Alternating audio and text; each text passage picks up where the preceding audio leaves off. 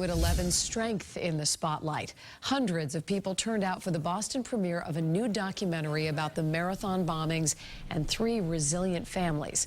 The stars in this HBO film are the survivors themselves. WBZ's MacLeod explains why they wanted to be a part of this. There were hugs shared tonight among marathon bombing survivors whose lives since the blast will now hit the screen for all to see.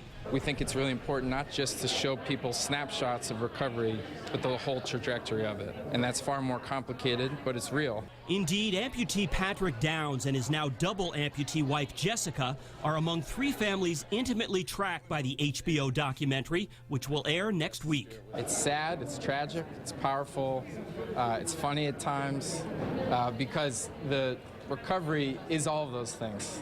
Celeste Corcoran lost her legs that April day, and her daughter Sydney was badly hurt.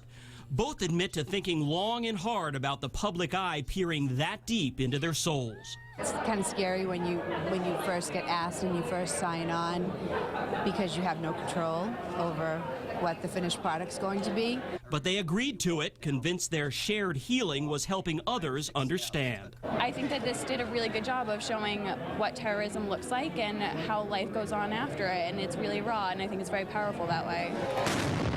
In fact, the documentary makers believe Bostonians provided the model for how people should react to terrorism.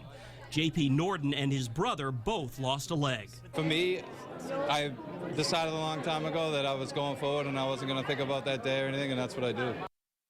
This documentary, Marathon, the Patriots' Day bombing, will debut November 21st on HBO. It'll be the first in somewhat of a string. The Hollywood movie version, called Patriots' Day, starring Mark Wahlberg, hits theaters next month. And many survivors have already screened that. David? Courageous people right there. All right, thank you so much, Ken.